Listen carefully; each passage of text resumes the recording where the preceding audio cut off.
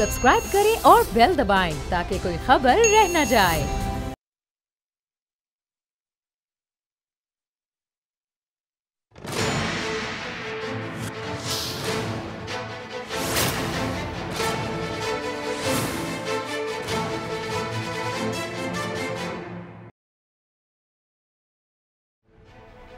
अस्सलाम वालेकुम, मैं नूरुल आरफीन सिद्दीकी और आप देख रहे हैं मेरी जंग। एक नया इश्क सजा लेती है पेशानी पर, एक नया इश्क सजा लेती है पेशानी पर, जब मुझे उसकी मोहब्बत का यकीन होता है। एक मुअम्मा है मेरे इश्क में वहशत लोगो, दिल कहीं है तो मुझे दर्द कहीं होता है। कन्फ्यूजन इस शेर में आपको नज़र आ रही होगी।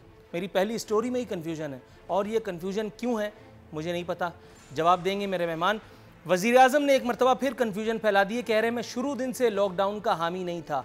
इसके बाद आदमी ऐं के अलावा और क्या बोल सकता है? 2 माह गुजरने के बाद अगर इस किस्म का बयान दागें तो हैरान हूँ, दिल को रोऊं कि पीटूं जिगर को मैं के अलावा आदमी कुछ सोचेगा?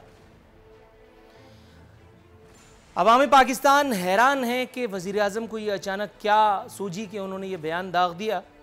साथ ही साथ वज़ीर आज़म ने फरमाया कि आहिस्ता आहिस्ता लॉकडाउन में नरमी लाएंगे। हुजूर, जहाँ जहाँ आप आहिस्ता आहिस्ता नरमी लाने के ख़्वाह हैं, वहाँ वहाँ बहुत पहले से 18वीं तरमीम आपका मुंह चढ़ा रही है। आप ये कार खैर करेंगे कैसे? कादिर पटेल साहब की तरफ जाएंगे। कादिर पटेल साहब ने आज असम्बली में खूब गरज बरज दिखाई है। वज़ीर आला सिंध की मोहब्बत में वो हर हद क्रॉस कर गए। बताया कि WHO जो है वो वज़ीर आला सिंध मुराद अली शाह साहब की मेहनत और उनकी जो है कारगुजारी उसकी मोतरिफ है। जनाब मन WHO से थोड़ी वोट लिए थे उन्होंने, वोट तो हमसे लिए थे, अवाम पाकिस्तान से। तो उनका मुहासबा कैसे होगा? WHO करेगी या हम करेंगे? WHO थोड़ी लड़ रही है उनसे, हम अपने हुकूक के लिए, मामलात के लिए शोर मचा रहे हैं। जियाले रहनुमा जो है वो कार्डियोवैस्कुलर और गम्बर्ट इंस्टीट्यूट ऑफ मेडिकल साइंसेज की तारीफ में रद्बुल लिसान थे, ठीक भी है, लेकिन ये पूछा किसने था? इससे पहले भी देखा गया है कि पीपल्स पार्टी के रहनुमा जाहिर है कि बतानी ही चाहिए ये बातें, लेकिन जब मौजू ये ना भी हो तब भी कार्डियो अस्पताल बीच में गुजर देते हैं। क्यों? किस बात से बेल आउट करवाना चाहते हैं? कादिर पटेल साहब ने फरमा दिया कि सिंध हुकूमत कुत्ते के कांटे की वैक्सीन नहीं दे सकती। उसका सबब भी उन्होंने बताया। उन्होंने कहा कि ये वैक्सीन NIH इस्लामाबाद के पास है। उन्होंने कहा कि लाड़काना के मेयर वैक्सीन की कीमत भी अदा कर चुके हैं, लेकिन हुकूमत, वफाकी हुकूमत उसको वैक्सीन नहीं दे रही।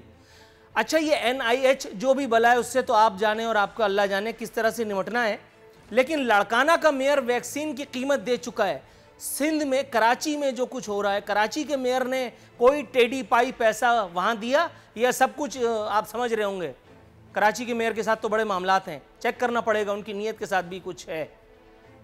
दूसरा, सिर्फ लाड़काना में कुत्ते के कांटे के मामलात नहीं हैं, बहुत सारे मामलात इंटीरियर के दूर दराज, दूर उफ्तादा मुज़ाफ़ाती इलाकों में भी हैं, जिनके नाम भी शायद मैं प्रॉपर नहीं ले सकता।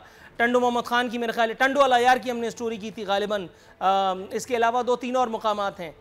सिर्फ लाड़काना के मेयर का नाम लेकर के आप कैसे बच निकलेंगे? आगे बढ़ते, नैब की जानिब जाएंगे।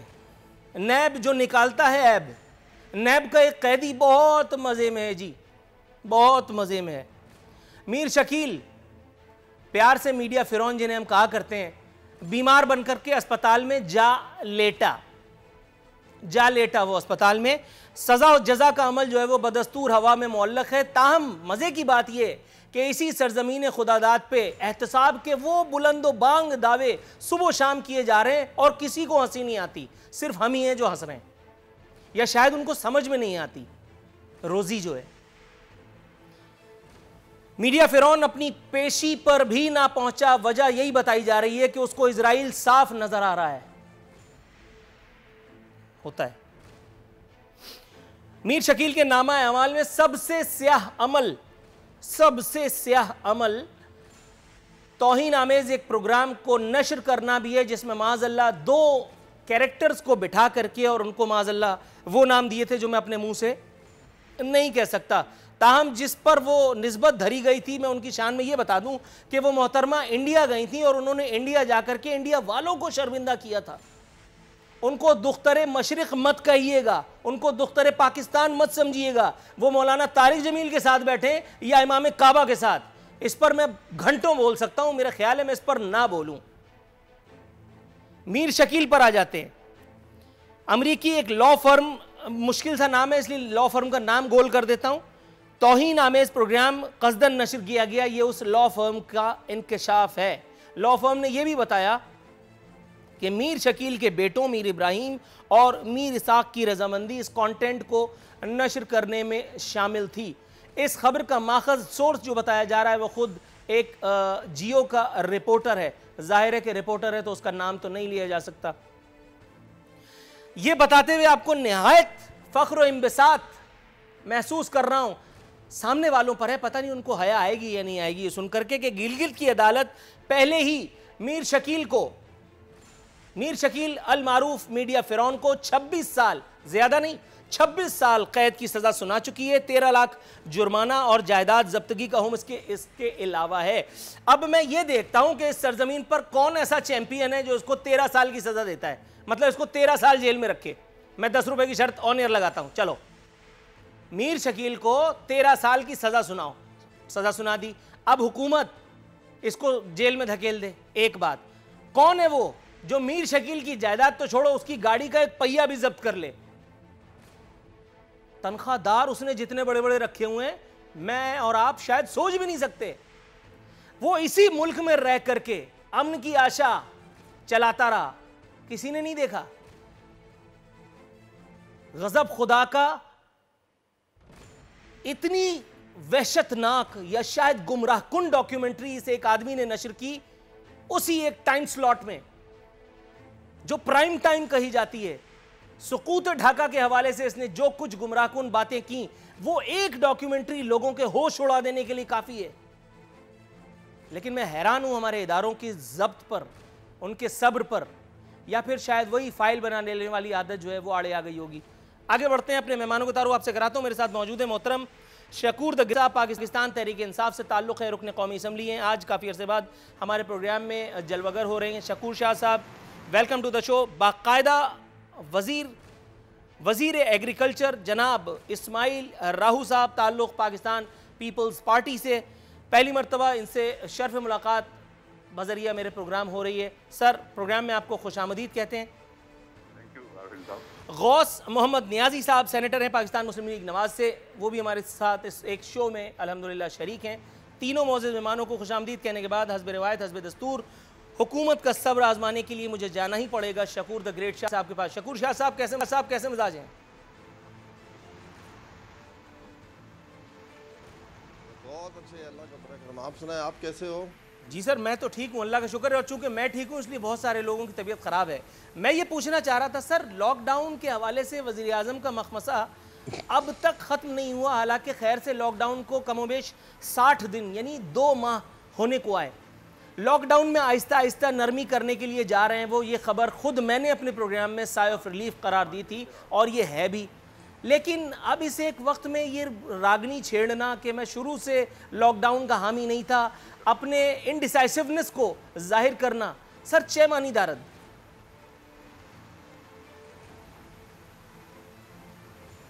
देखें सिद्दीकी साहब, पहली बात तो ये कि आप जिस मुल्क में रहते हो वहाँ पर लाखों नहीं बल्कि सैकड़ों सॉरी हज़ार करोड़ों लोग जो हैं मेहनत कश हैं, जिनके दिहाड़ीदार लोग हैं जो दिन में सुबह जाते हैं काम पर, कमा के शाम को अपने घर का खर्चा चलाते हैं।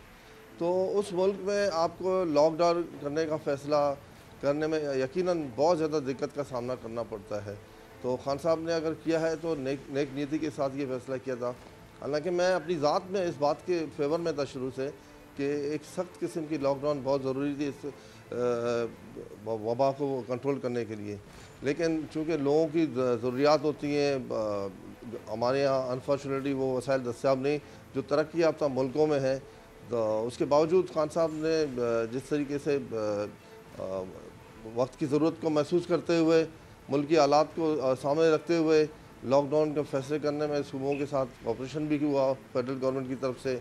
और लेकिन जहाँ दूसरी तरफ हम देखते हैं सिंध में जो लॉकडाउन हुआ, पर्सनली मैं इस चीज़ की हिमायत में हूँ कि लॉकडाउन होना चाहिए था, लेकिन लॉकडाउन के नाम पे जो मजाक किया गया, मैंने अपने इलाके लियारी में और कराची के मुख्तलिफ इलाकों में, इंटीरियर सिंध में बहुत सारे इलाकों में ये वो तरह के लोग जो है ना एक जगह जमा है, ऐसे जैसे चांद रात हो, लोग बैठे हुए तफरी कर रहे हैं, किसी को परवाह नहीं कि भाई ये इतनी शदीद यानी वबा आई हुई है, दुनिया भर को झंझोड़ के रख दिया जिसने।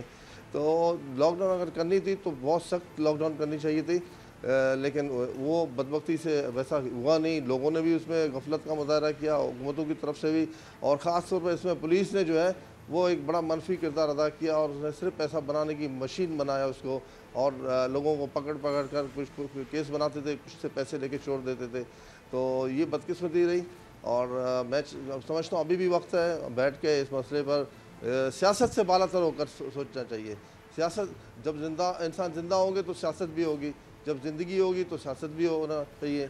लेकिन ऐसे मौके पर तमाम पार्टियों को सियासत से बालातर होकर मुल्क की मुफाद में अपने लोगों की जान माल की हिफाजत के लिए। सर आपने बात छेड़ी लोगों की गैर जिम्मेदाराना रवैये की। इस्माइल राऊ साहब, सर आपको ज़हमत कलाम देने जा रहा हूँ। आज पहली मरतबा वज़ीर आला साहब से इस पूरे टेन्योर के दौरान मुझे हमदर्दी सी महसूस हुई जब वो एक मरतबा फिर अपनी बेबसी का इज़हार करते हुए आवाम, सिंध के आवाम से, हम लोगों से, आपसे, हम सब से जो है वो ताउन की अपील कर रहे थे। वो कह रहे थे कि सोशल डिस्टेंसिंग वगैरह हम लोग करें। ताहम आपने देखा कि पिछले कुछ दिनों में जिस तरह से सोशल डिस्टेंसिंग को पारा पारा किया गया है, ख़ुद ईद की शॉपिंग के नाम पर ताजिरों ने जो कुछ किया, आवाम, इसकी बहुत बड़ी जिम्मेदारी आवाम पर आयद होती है, मैं किसी दूसरे का नाम नहीं लेता। सर अगर फ़ायदे की बात है, अगर लोगों के अपने फ़ायदे की बात है, सोशल डिस्टेंसिंग में कोई इतनी बड़ी कबाहत तो नहीं है, लेकिन आपके ख़्याल में वो एक कौम जिसमें पढ़ा लिखा सिर्फ तस्लीम उसको कर लिया जाता है जो बसों का नंबर पढ़ ले, आपके ख्याल में हम उस दर्जे पर पहुंच चुके हैं तहजीब के, तमद्दुन के, कि जहां महज एक अपील लोगों को जो है वो आमन्ना सदकना कहने के लिए राज़ी कर सके?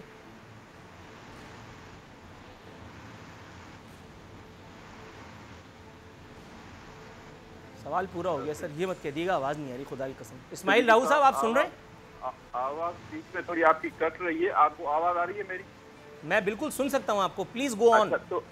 अच्छा अभी देखें, हमारी तो देखें साहब हर पहले से ही कोशिश थी कि हमने ज़िंदगियों को अहमियत दी। हम चाहते थे कि किसी भी सूरत में हर का मसाइल ज़रूर बिल्कुल सबके साथ थे, ताजरों के साथ थे, मजदूरों के साथ थे, दिहाड़ी वालों के साथ थे, ये इदराक था ज़ाहिर है हुकूमतों को।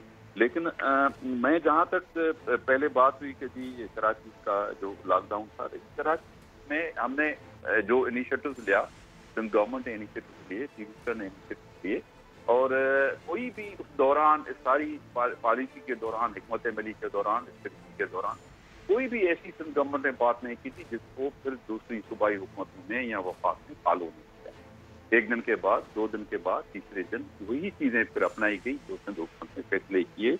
तो इसी वजह से अभी भी देखें, हम जब ये अब जा रहे थे, ये कहा जा रहा था कि जी इसमें नरमी की जाए, लॉकडाउन में कटर डाउन को थोड़ा हल्का किया जाए, तभी हम आमतौर पर ये तासर किया गया, इसमें सब की रिस्पॉन्सिबिलिटी है, लेकिन आमतौर पर ये तासर ऐसे किया गया फेडरल गवर्नमेंट की जानिब से भी और दूसरों की जानिब से भी कि जैसे बिल्कुल अब लॉकडाउन बिल्कुल ही खत्म कर रहे हैं। अब कोई बस जैसे बीमारी हमने खत्म कर दी थी, अब कोई मर्ज नहीं है, कोई वायरस नहीं है, कोई वबा नहीं है, बस अब हमने पूरा कंट्रोल कर लिया, अब भी हम लॉकडाउन खत्म करने जा रहे हैं। हमने उस वक्त भी वज़ाहिर की, हम गवर्नमेंट की जानिब से हमारे जो जिम्मेवार थे उन्होंने कि भाई हम लॉकडाउन खत्म करने नहीं जा रहे हैं, हम उसको नरम करने जरूर जा रहे हैं, सॉफ्ट करने जा रहे हैं, लेकिन खत्म करने नहीं जा रहे हैं। सर्टेन एक कंडीशन के तहत, एक SOP के तहत कुछ कारोबारों की इजाजत हम दे रहे हैं। हम चाह रहे थे कि अभी पहले ही आपको पता था कि हम एक चीज कर रहे थे, तो जैसे अभी कहा गया कि सिंध का लॉकडाउन नाकाम गया या कामयाब गया, ये तो अलग बात है, ये इससे बहस अभी नहीं करते। लेकिन हमने इस वजह से कि जब भी हम कोई चीज करते थे तो फेडरल गवर्नमेंट करती भी वही थी या दूसरे सूबे करते भी वही थे, उसको 2 दिन के बाद अपनाते भी थे, लेकिन उस पर क्रिटिसाइज भी किया जाता था, जाती थी, तीर भी बरसाए जाते थे हुकूमत पे कि जी ये क्या, ये क्या, ये क्या। तो बहरहाल अभी भी हमने यही कहा कि हम SOP के तहत हम दे रहे हैं। अब इसमें सबको जिम्मेवारी का, जैसे आप हम सबको जिम्मेवारी का मुजाहरा करना पड़ेगा, अवाम को भी, ताजरों को भी और हुकूमत को भी, और हुकूमती इदारे जो उसको इम्प्लीमेंट करवा रहे हैं, उसमें चाहे तमाम लॉ एनफोर्सिंग एजेंसी जो भी हों, इंक्लूडिंग पुलिस वगैरह, सब जरूर कहीं कोताही वगैरह होती भी होगी, तो उसको भी हमें ही हुकूमत को नजर रखना है उस पर। दुरुस्त है सर। मैं आपकी तरफ आता हूँ, थोड़ा सा आपसे तवक्कुफ की इस्तदा करते हुए गौस मोहम्मद नियाजी साहब के पास जाऊँगा। नियाजी साहब, जहमत की अज़द, माजरत, स्ट्रेट अवे मुद्दे की बात करूँगा। सर, लॉकडाउन की ये जहमत या ये ज़रूरत बहरहाल पंजाब में भी महसूस की गई थी। पंजाब ने भी लॉकडाउन को जो है वो नर्म किया, वहाँ पे 4 दिन कारोबार करने की मशरूत इजाज़त दी गई। कुछ लोगों ने इसको सराहा, कुछ लोगों ने इस पर तनकीद के डोंगरे बरसाए। मिली जुली सूरत हाल है। उसके बाद फिर फैयाज़ चौहान साहब के बयान सामने आए कि जी कुछ शहरों को या कुछ इलाकों को जो है वो वहाँ लॉकडाउन बरकरार रखा जाए। एक कन्फ्यूजन वहाँ पे सूबे पंजाब में भी नज़र आ रही है, हुकूमत के पास करें या ना करें वाले मामलात भी हैं। कुछ ज़रा अहवाल सुनाइएगा अपने सूबे का। मेरी आवाज़ आप लाउड एंड क्लियर सर। अच्छा नूर साहब, बात है कि ये एक जो मसला कोरोना का है, ये एक मेडिकल प्रॉब्लम है, ये सियासी मसला नहीं है। हम इसको पोलिटिसाइज नहीं करना चाहिए, और फेडरल हुकूमत को ख़ास तौर पर उसकी जिम्मेदारी है कि इसको सीरियस ले। हमेशा की तरह जितने भी आप तक 1.5 साल हो गया, जो भी मसला हुआ उसने खिलंदड़ लड़कों की तरह इम्यूनिटी के जरिए इसको डील किया है। ये एक बड़ा सीरियस मसला है, हुकूमत को चाहिए कि इसको सीरियस ले। लॉकडाउन भी एक मजाक बन गया है। देखो, ये एक मेडिकल प्रॉब्लम है। मेरी हुकूमत से ये रिक्वेस्ट होगी कि जिससे डॉक्टर्स की टीम बिठा के जो इन्फेक्शियस डिजीज के स्पेशलिस्ट हैं, वो अपना पॉइंट ऑफ व्यू दें कि क्या करना चाहिए, कि किस तरह इस बीमारी के फैलाव को रोका जा सके या किस तरह इसका इलाज किया जाए। इसको हम पोलिटिसाइज करेंगे, कभी स्मार्ट लॉकडाउन, कभी फैंसी लॉकडाउन, कभी मुकम्मल लॉकडाउन, इस तरह काम नहीं चलेगा। और मैं कोई पहले कुछ अर्सा पहले सिंध के डॉक्टर्स ने, PMA ने वहाँ प्रेस कॉन्फ्रेंस की कि लॉकडाउन सख्त होना चाहिए, हम लोग के ज़िद के साथ हुकूमत खेल रही है। तो इधर से शहबाज गिल साहब का बयान आ गया कि नहीं जी, वो तो सिंध के जो तो पॉलिटिकल बयान है, हुकूमत सिंध ने डॉक्टरों पे प्रेशर डाला और प्रेस कॉन्फ्रेंस कर डाली। फिर अगले दिन लाहौर में डॉक्टरों ने कहा कि नहीं, हकीकत ये है कि ये एक ख़तरनाक बीमारी है, हमें मुकम्मल लॉकडाउन करना चाहिए। फिर भी ये बात ना है। फिर सिंध में ख़वातीन डॉक्टर्स ने वो बेचारे प्रेस कॉन्फ्रेंस कर दी, आप अबदीदा हो गई, आंखों से आंसू आ गए कि भाई ये तो बहुत सीरियस मसले हैं, हम इस तरह की बात और डेथ लोगों के हाल देख रहे हैं, खुदारा लॉकडाउन पे अमल करें। लेकिन हमारे प्राइम मिनिस्टर साहब का बयान आपके सामने है कि लॉकडाउन नहीं करना चाहिए, और कहा कि इशराफिया के कहने पे हमने लॉकडाउन किया है। अब देखो, मुझे समझ नहीं आती है कि इशराफिया किसको कह रहे हैं। और आज जैसे शायद खाका अब्बासी ने कहा कि जिस दिन प्राइम मिनिस्टर कह रहे थे कि लॉकडाउन नहीं है, तो उनके घर के बाहर, बनीगाला के बाहर कर्फ्यू का समा था। तो मैं समझ नहीं आती कि खान साहब की क्या हुकूमत बनीगाला तक महदूद है, बनीगाला की दीवारों के बाहर उनकी कोई मानता नहीं है, क्या सूरत हाल है। अभी तक वो आज भी वो सीरियस नहीं है। सूबाई हुकूमतें अपने तौर पर कर रही हैं, उसमें सिंध हुकूमत बाकी अच्छे स्टेप लिए और बर वक्त लिए। और उन्होंने जो तफ्तान से कुछ आए थे ज़ायरीन, उनको भी अकोमोडेट किया, उनको क्वारंटाइन किया। लेकिन इन्होंने जिस तरह क्वारंटाइन किया, वो भी एक मतलब एक तमाशा बन गया है। और जिस तरह एक हाल के अंदर आपने 200 बंदे को घसेड़ा था, और जिसमें से फिर आधे पॉजिटिव आए थे, नेगेटिव आए, जो नेगेटिव थे उनको भी बीमारी लग गई। सर, आपका कहा सरांखों पर, लेकिन ज़रूरत इंसान से क्या कुछ नहीं कराती। बहरहाल अजीब सही, लेकिन आपका एक व्यू पॉइंट है, मैं उसकी कदर करता हूँ। पाकिस्तान पीपल्स पार्टी की मदद जब नून लीग की जानिब से की जाती है, ख्वाजा आसिफ जब बिलावल साहब को थपकी देते हैं तो अजीब सा लगा। जब आपने बैठ करके सिंध सरकार के बारे में अच्छी बातें की तो मुझे अजीब सा लगा। मुझे 90 की दहाई याद आ गई, अजीब कन्फ्यूज आ गया। बहरहाल प्रोग्राम शुरू ही कन्फ्यूजन से हुआ था। मैं कन्फ्यूजन दूर करने के लिए हुकूमत के पास जाता हूँ। शकूर शाद साहब, जनाब मन, ये मुझे बताइएगा, इस वक्त पाकिस्तान पीपल्स पार्टी की जो अप्रोच है, पाकिस्तान पीपल्स पार्टी की जो सरकार सिंध में मौजूद है, मुराद अली शाह साहब जिसके चीफ एग्जीक्यूटिव हैं, उनकी जो भी डिसीजन मेकिंग है या जिस तरीके से उन्होंने इस मामले को टैकल किया, जिसका रोना कादिर पटेल साहब ने भी गाया। उन्होंने कहा कि वज़ीर आला सिंध को आलमी इदारा सेहत ने बेहतरीन लोगों की फहरिस्त में दूसरे नंबर पर रखा, उनकी मदद फरमाई। जनाब मन, ये बात तो सही है कि WHO ने उनको थपथपाया, उनको क्रेडिट दिया। सर, आप आज तक इनडिसाइसिवनेस का शिकार हैं। आपको आज तक लोग कह रहे हैं कि आपको अपनी सिमत का नहीं पता, किस तरह जस्टिफाई करेंगे?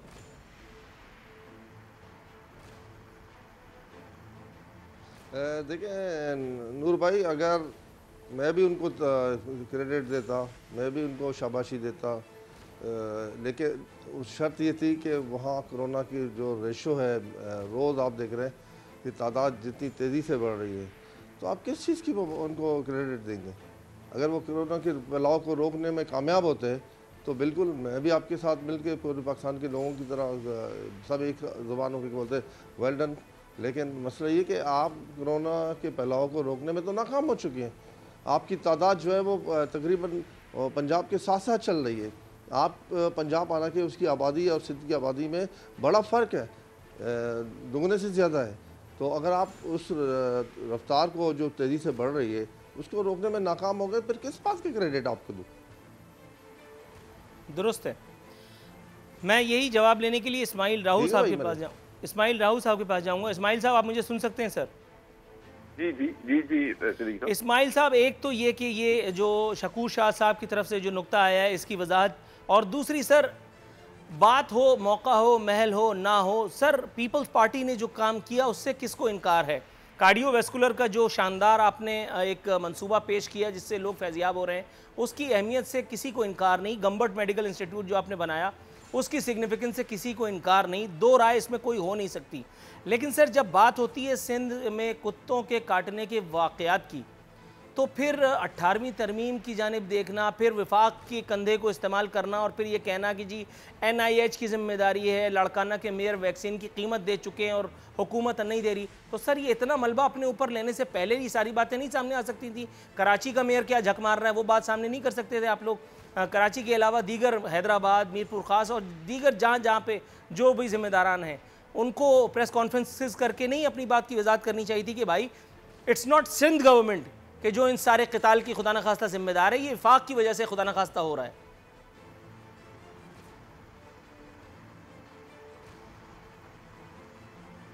हेलो, आवाज आ रही है? जनाब मन बिल्कुल आवाज आ रही है, आपको मेरी आवाज नहीं आई मेरे ख्याल? देखें, हम तो हर वक्त जो है जो भी मामला होता है, जो भी इशू होता है, हम कभी किसी से छुपाते नहीं है। हम बिल्कुल बात करते आए हैं। जो भी मामला हों, जहाँ भी हों, जिसके साथ भी उनका कंसर्न हो, तैलिक हो, तो हमने कभी भी 18वीं तरमीम में की जो बात की आपने, या वर्ल्ड हेल्थ ऑर्गेनाइजेशन की बात की आपने, हमने जो काम किया है, हम कहते हैं हमने ये काम किया है। हम सब कहते हैं हमने तमाम मसाइल हल कर दिए हैं, या अभी इसके अंदर कोई मसाइल नहीं है। हुकूमतें होती, मसाइल होते हैं, तभी हुकूमतें होती हैं, मसाइल हल करने के लिए होती हैं। और मसाइल पैदा, एक आप हल करेंगे, दूसरा आएगा, दूसरा हल करेंगे, आप तीसरा आएगा। आप अगर यकीनन, हमने कभी नहीं कहा कि हमने जिसके अंदर जो है वो तमाम मामला अभी कोई नहीं रहा, कोई हेल्थ का इशू नहीं रहा, कोई तैलीम का इशू नहीं रहा, या कोई और जो लोकल गवर्नमेंट के इशूज हैं वो बिल्कुल ही हमने कंप्लीट जो है वो ओवरकम कर ली। कभी नहीं, मामलात हैं, मसाइल हैं, हम अपने वसाइल के मुताबिक कोशिश करते आए हैं कि बेहतर से बेहतर उनकी जो महदूद वसाइल हैं उनकी यूटिलाइजेशन करके बेहतर नताइज दें। लेकिन जहाँ अब देखें, आप बात वज़ीर-ए-आज़म साहब की आपने की, हमने तो अब वज़ीर-ए-आज़म साहब का जो अहमियत देते हैं इन मामलात को, जो प्रायोरिटी है, अब देखें कौमी असम्बली चल रही है, वज़ीर-ए-आज़म साहब ने जहमत नहीं फरमाई कि वो कौमी असम्बली में आए। वज़ीर-ए-आज़म साहब ने कभी ये जहमत नहीं फरमाई कि पाकिस्तान का सबसे बड़ा जो शहर कराची है वहाँ तशरीफ ले आए। वज़ीर-ए-आज़म साहब ने कभी ये अपने तकारीर में या मुख्तलिफ मौक़ों पे जब बात की है, कभी उसने ये नहीं कहा कि सिंध ने कोई, चलो सिंध ने भी ठीक काम किया है। बहरहाल अगर सिंध के खिलाफ कोई बात करनी है तो वज़ीर-ए-आज़म बड़ी सख्त से बात। राइट सर, यहाँ अनफॉर्चुनेटली मुझे एक ब्रेक की कॉल दे दी गई है इस्माइल राहू साहब, बहुत माजरत खाऊं, ब्रेक काफ़ी देर से ड्यू था। नाज़रीन, यहाँ एक छोटा सा वक्फा लेंगे।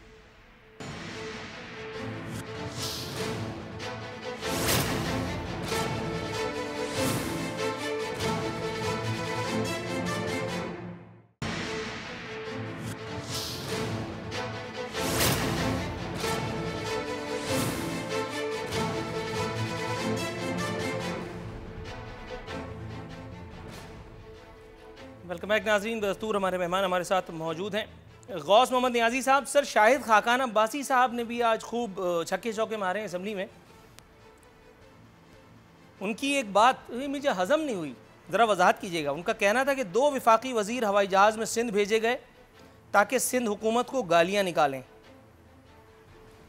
सर अब तो किशोर कुमार का गाना गाना ही रह गया है।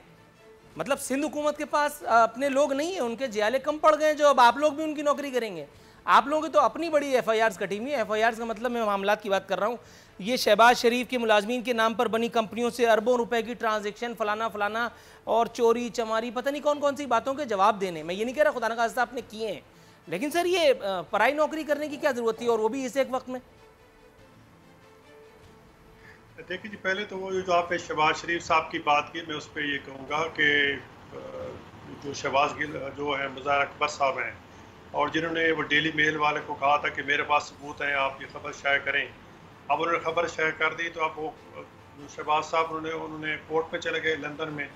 अब कोर्ट अब डेली मेल वाले मुज़ाहिर अकबर साहब को बुला रहे हैं कि अब जनाब वाला आपने जो कहा था कि जी हमारे पास सबूत हैं, तो वो आप दें, हमें दें। तो ये आप ले तो ला से काम कर रहे हैं, और यकीन जाने कि जितने ज़ाहिर बिजनेस तो करते हैं, कभी TT का बना है, कभी उसके बना, जो भी हैं अकॉर्डिंग टू द रूल्स हैं, FPR के रूल के तहत हैं, इनका बाकायदा ऑडिट होता है। लेकिन इसको जो लोग बेचारे नहीं समझते, इस चीज़ को पोलिटिसाइज करके कहते हैं कि इस तरह ये जो लोग जो है PMNL वाले जो है वो मनी लॉन्ड्रिंग करते रहे, ये करते रहे। यकीन जाने कि अगर 1 साल के अंदर कुछ नहीं मिला तो अब क्या मिलेगा। एक चीज़ जो आम बंदा नहीं समझता कि जी गिफ्ट क्या होता है और पैसा किस तरह ट्रांसफ़र होता है। अब जहांगीर तरीन साहब की भी मिसाल है ना, वो भी बिजनेसमैन था, उनके भी मुलाजमी के नाम पे थे, और फिर उस पर अगर इनके अगर मुलाजमी, मैं नहीं समझता मुलाजमी के लिए, ये सिर्फ एक मीडिया ट्रायल है, एक सोशल मीडिया गेम है।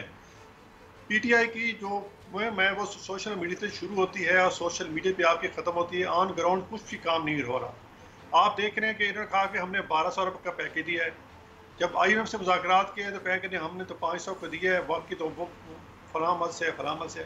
और इतना लोगों से झूठ बोला जाता है, ये झूठ लोग बोलने से बाज नहीं आते। तो मेरा तो कहने का ये मतलब है कि खुदारा अब तो सच बोलना शुरू कर दें। शायद जो मुल्क की जो माशी सूरत हाल है, जो पहले ही पूरे यानी कि हम एक्सपेक्ट कर रहे थे कि पिछले साल से भी जो इनका 5500 अरब का जो हदफ था वो 3700 पे आके रुकना था। अब तो माशाल्लाह ये जब से कोरोना आया तो बिजनेस सारे ही ख़त्म हो गए। अब देखो ये बात आ जाती है 18वीं तरमीम की कि क्यों कहते हैं कि आपके पास पैसे नहीं रहते। मसला है कि वफाक कुछ कर नहीं रहा, वफाक ऐसा माहौल पता करे कि आपस की बात ही, मेरा सवाल ही नहीं था। टैक्स कलेक्शन, और मेरी एक बात मुकम्मल होने दी, टैक्स कलेक्शन होगी तो वक्त बाद पैसा होगा। ये देखो तो 18वीं तरमीम 2010-11 में पास हुई और 13 से 18 हमारी हुकूमत थी। हमने तो कभी शिकायत नहीं की कि हमारे पास टैक्स का हमारे पास पैसा नहीं है, या वफा 18 तो खत्म होना चाहिए। नियाजी साहब थोड़ा सा तवक्कुफ फरमाइएगा, मैं PTI की जानिब जाना चाह रहा हूँ। शकूर शाह साहब, सर शाहिद खाकान अब्बासी साहब के बयान की जानिब आऊँगा।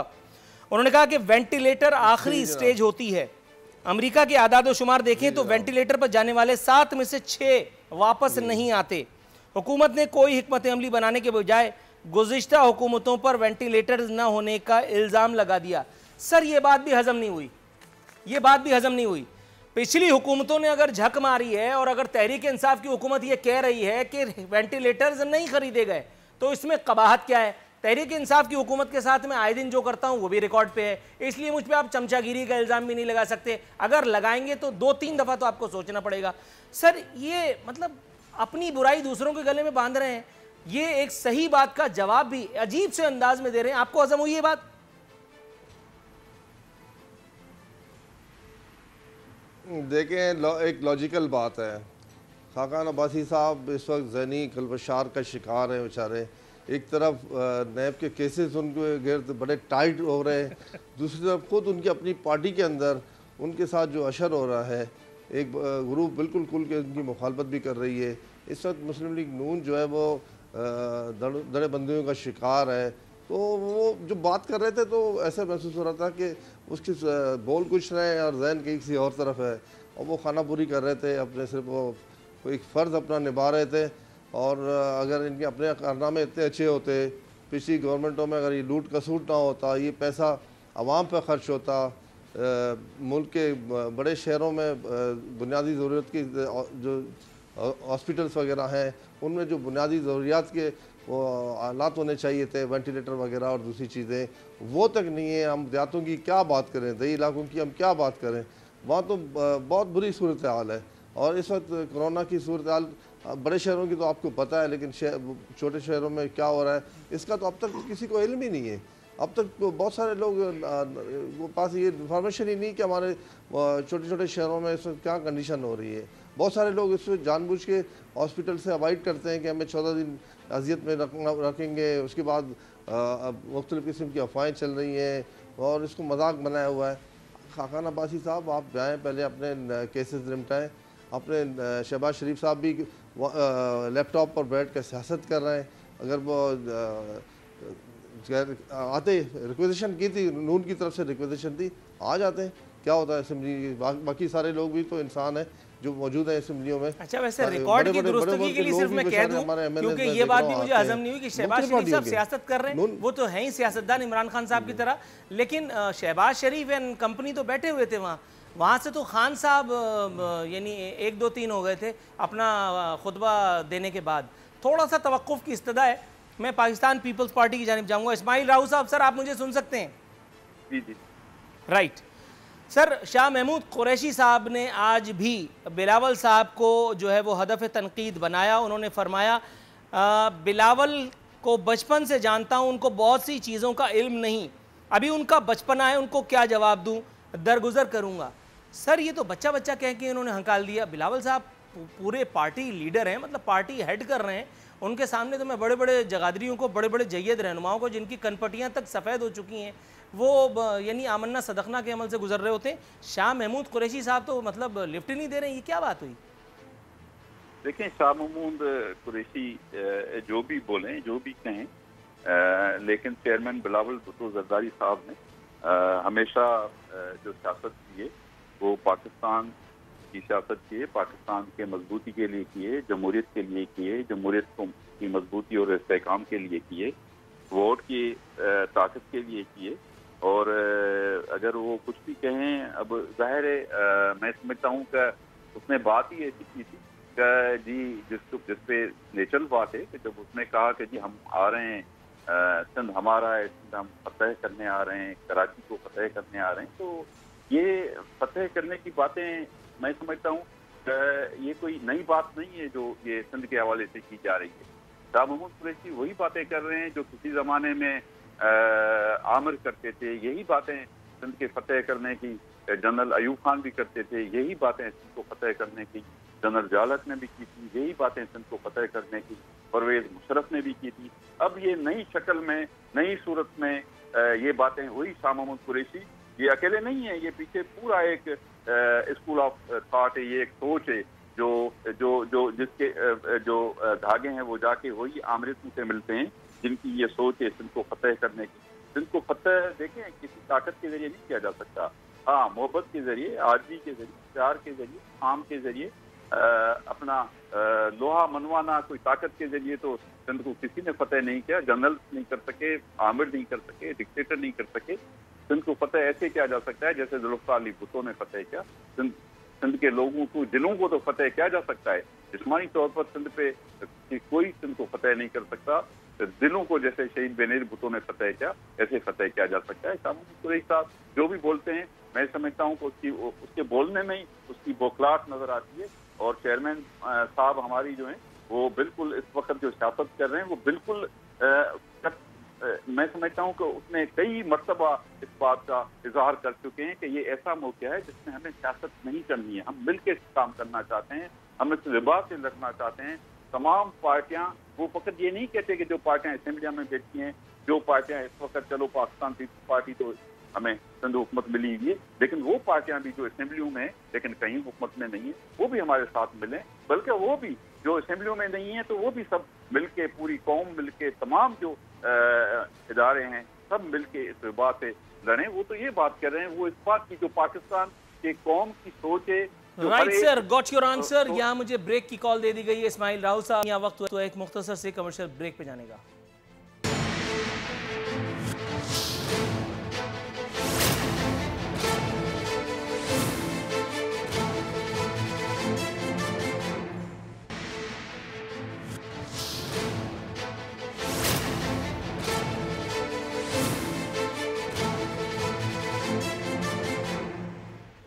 वेलकम बैक नाजरीन, इख्तितामी लम्हा शो के आन पहुँचे।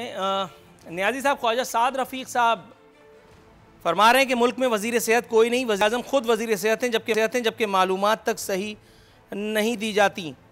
मुशीर साहब बैठे हैं लेकिन अवाम को जवाबदेह नहीं, क्योंकि वो वोट लेकर के नहीं आए। इसी बात पे याद आया, अपना नवाज शरीफ साहब का दौर भूल गए। जब नवाज शरीफ साहब ऑल इन ऑल चल रहे थे, खुद 18 महकमे तो ये वज़ीर आला पंजाब लेकर के बैठे थे, इतने टैलेंटेड है। नवाज शरीफ साहब ही मुल्क के वज़ीर ख़ारिजा भी थे और पता नहीं क्या क्या चला रहे थे। बड़े मामलात हैं सर, क्यों अपने दौर में ये सारी चीज़ें नज़र नहीं आती? शाहिद खाकान अब्बासी ने पिछले हफ्ते बयान दाग दिया कि जी मिली भगत से हुकूमतें फॉर्म नहीं की जानी चाहिए। मिली भगत आप समझ रहे होंगे, वो रात के अंधेरे में जो चौधरी निसार शहबाज शरीफ साहब की मुलाकातें करवाया करते थे। मैंने अपने प्रोग्राम में नून लीग के रहनुमा से जब पूछा, गिल साहब थे कोई, तो उन्होंने कहा कि जी पाकिस्तान में हुकूमतें इसी तरह से बनती आई हैं, और उन्होंने इस बात को बाकायदा ओन भी किया। सर, ये जब हाथों के तोते उड़ जाते हैं तब ये दीन धर्म याद आ जाता है, ऐसा क्यों? देखें जी, इस वक्त पाकिस्तान में जो कोरोना की सूरत हाल है, तो उस वक्त जो है इस वक्त तो एक फुल टाइम मिनिस्टर होना चाहिए, एक ज़िम्मेदार बंदा होना चाहिए जो कोई मीडिया पे आवाम को आके असम्बली में आके असम्बली को आके बताए। अब जफ़र मिर्ज़ा साहब जो है वो एक स्पेशल असिस्टेंट है, वो असम्बली में नहीं आ सकते, ना सेनेट में आ सकते हैं। तो वज़ीर आज़म साहब वैसे आने से इनकारी हैं कि जी मैंने तो आना नहीं, बनी गाला से निकलना नहीं है। मैंने वो वही वीडियो पे बैठ के या उस पर ऑनलाइन में मीटिंग्स करते हैं, इसके बाद अल्लाह अल्लाह खैर सलाह। हमने नहीं देखा कि इस कोरोना के क्राइसिस में कहीं वो बाहर निकले हों। ये चंद कदम के फासले में पार्लियामेंट है, कौमी असम्बली है, सेनेट है, वज़ीर आज़म साहब ने कभी तकलीफ नहीं की कि आके बताएं। अब ज़ाहिर हम किससे पूछें कि क्या स्ट्रेटजी है कि कोरोना के मतलब जो इतनी वबा फैली हुई है पाकिस्तान में, पाकिस्तान की मुआशी हालत पहले भी कमज़ोर है, तो कम अज़ कम वो कोई आके बताता कि हमने ये स्ट्रेटजी बनानी है और आपकी क्या तजावीज़ हैं, हम इस पर बैठ के कुलैमर बनाते हैं। हमने इसलिए जो है वज़ीर के फुल टाइम जो है एक मिनिस्टर होना चाहिए। पहले इनका आमिर कियानी साहब मिनिस्टर थे, तो वो ड्रग के जो उस कीमतों के रेट में जो अरबों रुपए का कपला हो गया और जिसमें वो इन्वाल्व निकले, हटा के फिर कोरोना लगाया नहीं है। शायद उस पर मुझे नहीं समझ आई, और इस पे काम का वजीर है नहीं। आप देखें ना कि कोई सारे स्पेशल असिस्टेंट इकट्ठे हो गए और कोई जो 5 के 6 वज़रा हैं जो। जी सर, आपका जवाब पहुंच गया। ये अलग बात के सवाल का आखिरी हिस्सा इस मरतबा भी गोल हुआ। इस मरतबा भी मेरे सवाल का पूरा जवाब नहीं मिल पाया अनफॉर्चुनेटली। मैंने ये भी पूछा था कि नवाज शरीफ साहब के दौर में ये सारी बातें हलाल क्यों थी, अब इमरान खान के दौर में हराम क्यों हैं? नवाज शरीफ करे तो सही। सर, मैं आपकी तरफ आता हूँ, मेरा वक्त खत्म हुआ, मैं आपकी तरफ आता हूँ। शकूर शाह साहब, नियाजी साहब आपके पास अब वक्त खत्म हुआ। शकूर शाह साहब, जनाब इमन जी जनाब, एक बड़ा दिलचस्प सवाल मेरे जहन में आया, जरा भुगती है। ये फवाद द ग्रेट चौधरी साहब कह रहे हैं जहांगीर तरीन इमरान खान के करीबी लोगों में से हैं और जहांगीर तरीन की वजह से तहरीक इंसाफ इख्तिदार में आई। सर, ये जहांगीर तरीन के जहाज़ को क्रेडिट देना तो भूल गए जिसमें भर भर के शॉपिंग हुई थी। आप समझ रहे होंगे, इलेक्शन से पहले तू चल में आया, गले में मफलर लाया, और उसके बाद आप समझ रहे होंगे। सर, कुछ जवाब हो जाए ज़रा।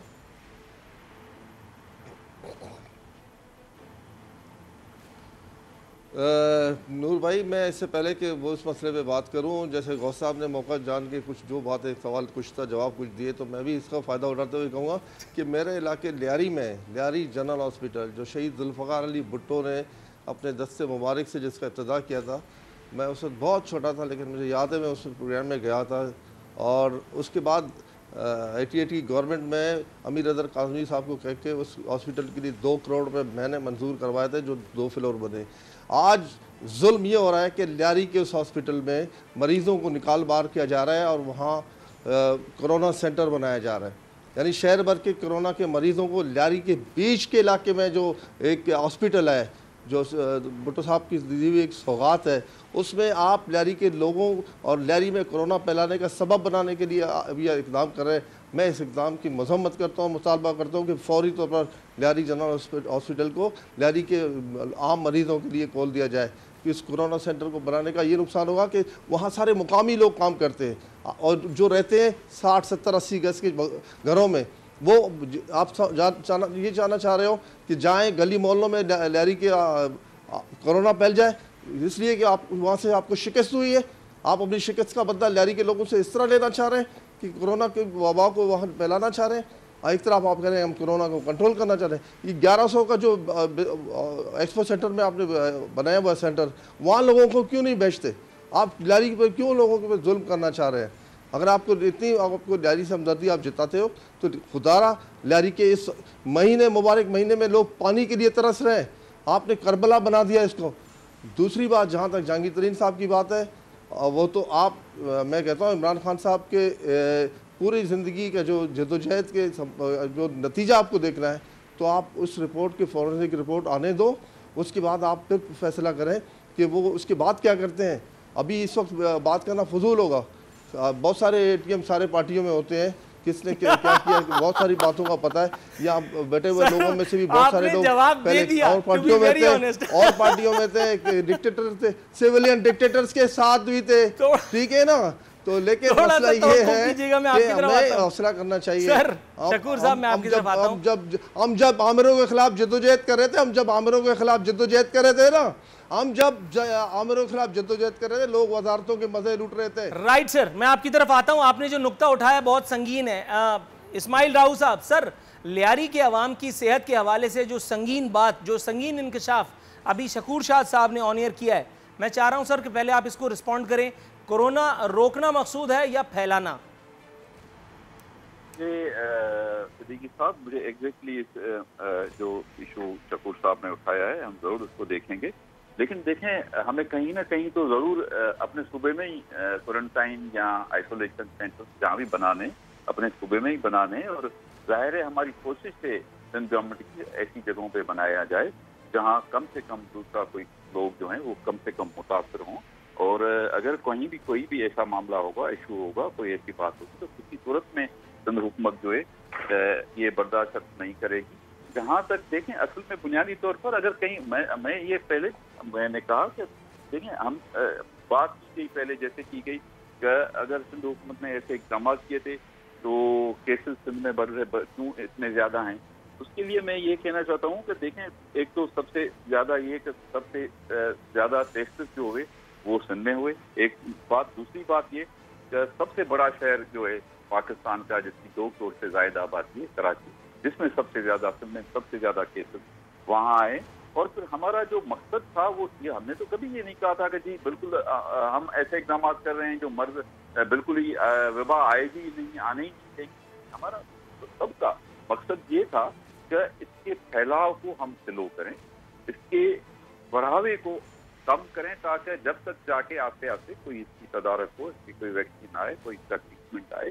तो ऐसी ही पॉलिसी बनानी होगी। असल चीज जो इफेक्ट करती है, मुतासर करती है जो चीज़ों को, ये एक आधा कहीं कमी कोताही जरूर होती होगी, हमसे होती हो सकता है। अब जैसे कहा गया कि जी हम इस वक्त हम 10,000 के से जायद केस सिंध के अंदर हो गए, तो हो सकता है हमसे कोई कोताही कहीं हुई हो। अगर हम गलतियां न करते हैं, हमारे टीम साहब कह चुके हैं कि हमसे गलतियां हुई हैं, लेकिन हमसे गलतियां अगर न होती हो सकता है कि इससे 2,000 केसेस 3,000 कम होते। लेकिन ये भी हो सकता है कि हमने जो इक़दाम उठाए वो अगर न उठाते तो ये सिंध के अंदर 20,000 भी केस। राइट सर, बात आपकी दुरुस्त है। खुदा लगती कही आपने। प्रोग्राम को वाइंड अप करने के लिए बस मुझे कॉल दे दी गई है। गौस मोहम्मद नियाजी साहब, सर बस चलते चलते आपसे अपने इंट्रो का वो आखिरी हिस्सा जिसमें मैंने मीडिया फिरौन मीर शकील के हवाले से बात की थी, सर आपसे एक सवाल का जवाब लेना चाह रहा था। नून लीग को एक और इश्क हुआ है, और वो हुआ है मीडिया फिरौन से, जियो से, जंग से, जियो जंग के मालकान से। सर वो आदमी जिसके अखबार को बंद कराने के लिए नवाज शरीफ साहब उल्टे हो गए थे, उल्टे में लिटरल मीनिंग में नहीं कह रहा हूँ, खुदा न खास्ता आप हतक मत महसूस कीजिएगा, बिटवीन द लाइन गुफ्तगू हो रही है। ये बात दुनिया जानती है उनके अखबार के लिए क्या क्या पापड़ नहीं बेले गए, सिर्फ इसलिए क्योंकि वो आपके खिलाफ लिख रहे थे आपके साबिक एक दौर में। अब वही आदमी इतना प्यारा लगने लगा, इतना अच्छा लगने लगा कि नून लीग के लोगों को बाकायदा वहाँ भेजा जाता है उसकी मीडिया कैंपेन में शिरकत करने के लिए, और वो जा करके उसको सहाफ़ी कह देते हैं। मीर शकील का सहाफ़ी से क्या ताल्लुक? मीर शकील सहाफ़ी नहीं है, वो एक ऐसे इदारे को रन कर रहा है जिसमें सहाफ़ी मुलाजमत कर रहे हैं, दैट्स ऑल। तो ये बेवक्त की रागनी छेड़ना, और ये इस उम्र में, मतलब डॉल ड्यू रिस्पेक्ट में स्टेट कह देता हूँ, बुढ़ापे में इश्क करने की क्या ज़रूरत थी नून लीग को? देखिए नूर साहब, बात यह है कि हम सारे मीडिया के वालों की इज्जत करते हैं, और हमारी एक दौर था कि जी हमारे एक उस वक्त नई नई हमारी हुकूमतें बनी थी और एक्सपीरियंस कम था, लेकिन यकीन जानिए कि हमारा दौर पिछला गुजरा है 13 से 18 तक, हमने हमेशा मीडिया के साथ हमारे किसी ने ज्यादती की है या नहीं किया, हमने सबके साथ अच्छा, और हमारे दौर में कम से कम मीडिया ने जितने ऐश की है, ये मैं कह सकता हूँ, ऐश तो शायद अच्छा लफ्ज़ नहीं है कि मीडिया इतना रिलैक्स था, मेरे ख्याल में आज उतना नहीं है। लेकिन इसके बावजूद हम ये कहेंगे कि किसी के साथ कोई विक्टिमाइजेशन नहीं होना चाहिए, चाहे शोएब साहब हो चाहे अमीर शकील हो, सबके साथ जो है वो एक मतलब इंसाफ होना चाहिए, हम ये कहेंगे। हमारा कोई इश्क नहीं है, बोल वाले भी हमारे भाई हैं, शोएब साहब भी हमारे, हमने कोई शोएब साहब के खिलाफ जब इस मुल्क में साफियों को कोड़े पड़ रहे थे, जब इस मुल्क में साफियों को कोड़े पड़ रहे थे, इनका लीडर एक डिक्टेटर के वो वजारत के मजे ले रहा था। नहीं, कौन बात बहुत आगे निकल जाएगी, बात निकलेगी तो फिर दूर तक जाएगी। इस्माइल राव साहब, बिलखुसूस आपका बेहद शुक्रिया कि आपने हमारे प्रोग्राम के लिए वक्त निकाला।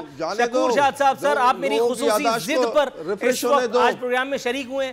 आपने काफी अरसे के बाद जो है वो मीडिया की स्क्रीन, कम से कम हमारी स्क्रीन तो देखी है, मैं आपका खुसूसी तौर पर शुक्रिया अदा करता हूँ। गौस मोहम्मद नियाज़ी साहब, सर इस मरतबा भी आपने हमारे प्रोग्राम में हमारी जो है यॉर्कर्स को झेला खंदा पेशानी के साथ, मैं आपका भी बहुत शुक्रगुजार हूँ। तमाम मौका अपनी शो में शिरकत पर एक मरतबा फिर इज्तिमाई तौर पर शुक्रिया अदा करते हुए आज के प्रोग्राम से विदा लेते हैं। कल इंशाअल्लाह बशर्ते ज़िंदगी हाजिर खिदमत होंगे। फ़ी अमान अल्लाह।